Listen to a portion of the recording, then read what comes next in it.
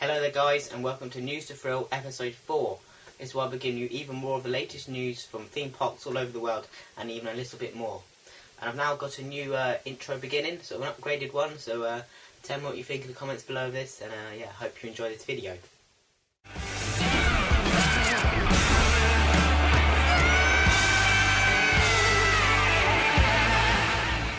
My first news comes over from Thorpe Park, and they have now officially reopened Soar the ride. It was closed for some time. It closed on the 5th of June, following the Smile incident that closed on the 2nd of June, obviously following the crash. So yeah, and that's glad to know that's reopened. You can get on that, 100-foot tall, beyond vertical drop of 100 degrees. It's got a horror movie themed, as some of you probably know.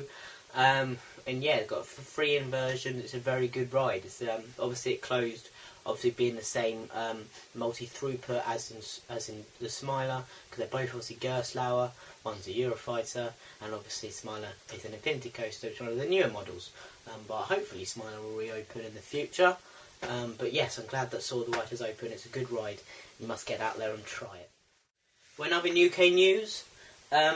Pleasure Island, which is over in Cleethorpes in Lincolnshire, they've opened a new ride called Voltar. That's Voltar. I think I pronounced that right.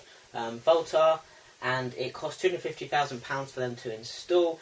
And it is a Tacoma Sky Flyer, or some people call it a double inverting ship. It reaches a height of about 60 feet. It looks like a great sort of flat ride addition to you know, a medium-sized park. They're not obviously up there with Alton Towers, but for a medium-sized park, it looks like a very nice addition. A little bit of history behind it. It actually used to be over at Flamingoland, which actually used to own Pleasure Island until they sort of went independent in 2010, and now Pleasure Island is now run by Seville Enterprise Limited. Yeah, so they went independent, but they got this, and this used to be at Flamingoland when it was called Sky Flyer. But yeah, it looks like a nice little addition. And my final news here in the UK is coming over from the UK's best loved theme park, Alton Towers, Resort. And they have recently opened on the 6th of July. They announced it on Twitter and Facebook that they have reopened a new food stall in the Gloomywood area called Nitrogeni, which is a big company, not owned by them. It's a big company that do very unique sort of flavoured ice creams. And the way they do it is they use liquid nitrogen to make the ice cream, so you can see in some pictures here. And apparently they say that's how the chefs do it in the restaurant. So that's obviously professional making as opposed to your Mr. Whippy, which are nice. But that looks very professional. They have got some sort of unique flavours, ones that you don't always find in your most ice cream shops. They got, like, you know, fig and honey, seems like quite a weird flavour. They got an eggnog flavour.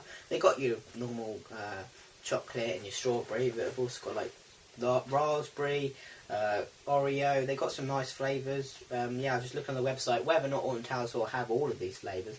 Black forest, mango. They got some nice, yeah, some really wide range of flavours here. Licorice is one I found. But yeah, whether or not they'll have all those flavours, but I would like to try some of that. It looks very good. So yeah, as I mentioned, that's in the Gloomywood area, which is home to Jewel, the Haunted House Strikes Back. I wouldn't know if that was the best place for it to go, because I like the theme of that area. And Nitrogeni doesn't scream out Gloomywood theme. You know what I mean? I don't know if they would have a permission to call it another name or retheme it the way to the land, because obviously it's a company called Nitrogeni, which isn't run by Alton Towers. I think that probably would have been better if they just did that in Tower Street, probably, which is the entrance area, or possibly in Cloud Cuckoo Land might have been better for it. I'm not sure about Gloomywood, but nevertheless, it looks like a unique, and they do some nice flavoured ice cream that I'd like to try. And now for news around the world, and I'll first be talking about news coming over from Germany, and that is Hansa Park have recently opened their new Gerstlauer roller coaster. It's actually Gerstlauer's first hyper coaster they made. And it's called Karnin. And before I go into some of the stats about it and what it's like, here's just a little video of the ride in action.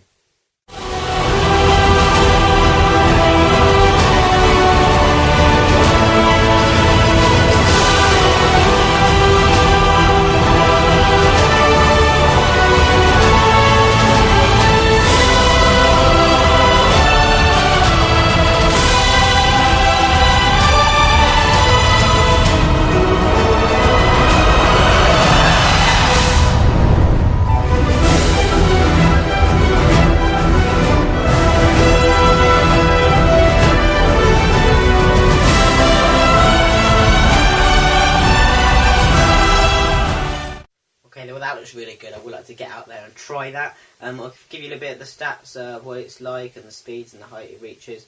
It has a length of 4,052 feet, which is quite a long ride. It reaches a height of 239.5 feet, which is obviously, like I mentioned, Gerstlauer's first hypercoaster, and that actually makes it the second tallest roller coaster in Europe after PortAventura's Shambhala. It's got a drop of 219.8 feet, or about 220 feet.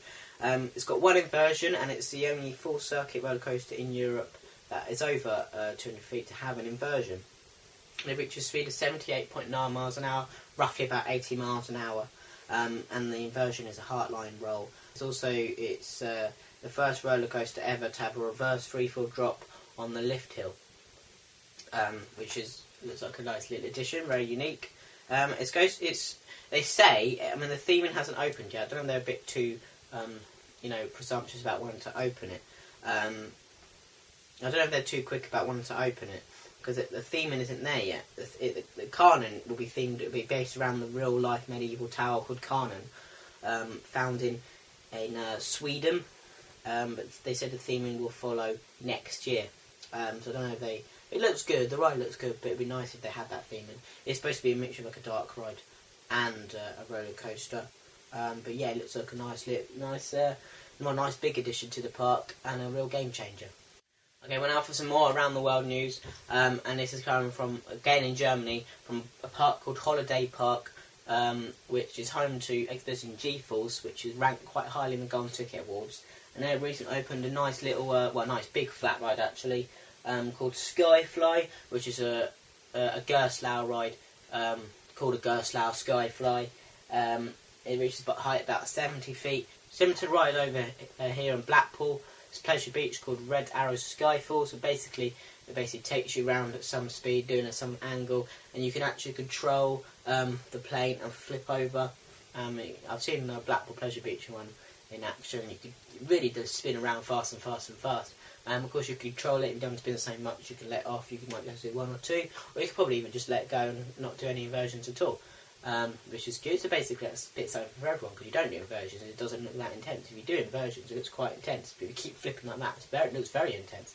So actually, that could be quite a unique ride, something for actually everybody, pretty much. So yeah, it looks like a nice addition for Holiday Park. Nice flat ride. I do like my flat rides. I wish there was more around the world. People do seem to lack in the flat rides, but I do like my flat rides.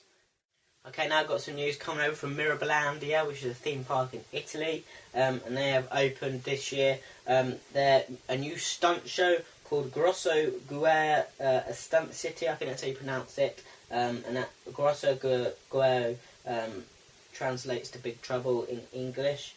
And it is a new stunt show sponsored by Hot Wheels, and look at some of the pictures. It looks like a very good, high-themed show as well. It looks like there's some spectacular.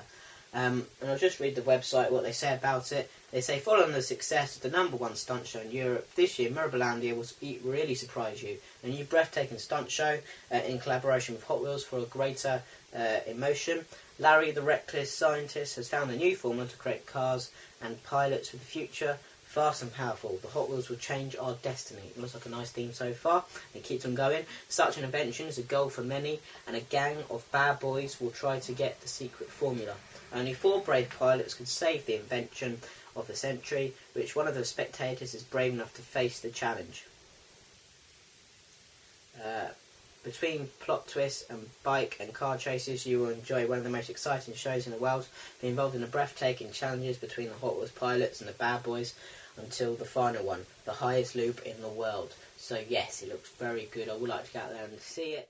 My final news coming from around the world is coming from Seaworld, Gold Coast, Australia, and they're going to be opening later this year. They've announced they're going to be opening Nickelodeon Land, which will be their sort of new sort of kid area to the park. A load of theme parks have kid areas. You've got CBeebies Land over in Alton Towers. You've got Nickelodeon Land over in Blackpool Pleasure Beach. They've got a Looney Tunes Land, I think, in places. So there's quite a few. And it's nice to know they're getting one as well. It says it's going to be a multi-million dollar expansion. the money, what it actually is going to cost, I don't know, but it says going to be multi-million, so yeah, it looks like it could be good. They're spending a lot of money on it.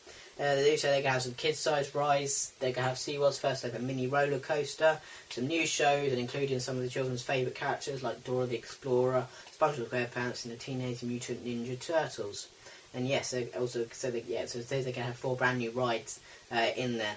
So yeah, it looks like a nice addition for SeaWorld, something for the children. Obviously expanding it a bit into more family, something for everyone. Yeah, very good. Okay, now for some theme park news coming over from the USA. And first I'm talking about Cedar Point. And they have had plans leaked. It's rumoured that they're possibly going to be having a dive coaster in 2016. They did say they were looking into possibly a dive coaster. Apparently they were talking to B&M who do these dive coasters. It says they're really looking into it. So it looks like they could be getting a dive coaster. They left out because they recently closed the Good Times Theatre, as well as the Antique Cars and Cadillac Cars, and they also moved, which are all around the same area, and they also moved Dodgems and Calypso, now called Tiki 12, and they moved them somewhere else around the park. And yeah, if you see, that's quite a big area to put a roller coaster in, and it looks like, possibly a dive coaster. That looks more the thing that's actually going to happen.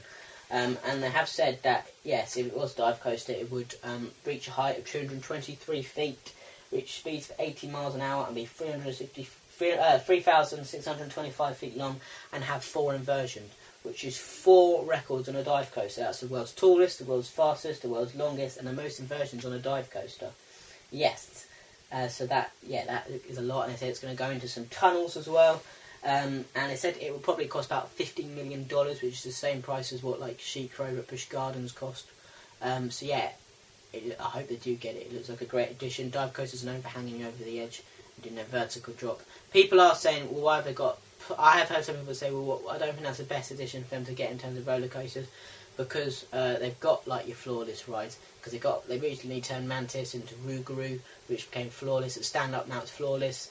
They've also got Wind Seeker, which is a wing coaster where technically your legs are dangling on that from the side, and you could count Raptor, but you're underneath it. It's an invert, so probably thinking that isn't the best thing to buy for them to get. But dive coasters don't have to be flawless. I mean, Oblivion isn't a flawless roller coaster. That was actually the world's first dive coaster. It's only the later models really that are all flawless. So they don't have to make it flawless if they don't want to. I don't think that would add much to it to having it flawless, to be honest. So they don't have to make it flawless. But yeah, I hope they do get a dive coaster. It looks like a good addition. Also would like them to possibly get a dark ride, because they have lacked in dark rides recently, closing a few. Yeah, there's something they need is a dark, high theme, nice dark ride, something a bit unique and different. And possibly people complain about Mean Street not being that good. So possibly a new big wooden roller coaster, possibly an RMC roller coaster, which is a hybrid version. So yeah, but yes, a dive coaster I think would be actually a nice addition, but it doesn't have to be flawless. And my final USA theme park news is coming from Universal Studios Orlando in the resort, and in the Islands Adventure area, the resort. They're going to be getting next year their Skull Island Reign of Kong. If you see some pictures here, they're currently working on the outside, seeing what that looks like, and it looks like a highly themed, nice ride, which obviously Universal Studios are known for, like the king of, really. And before I go into some of the details about it and what it might be like, this little teaser advert that Universal Studios have put up.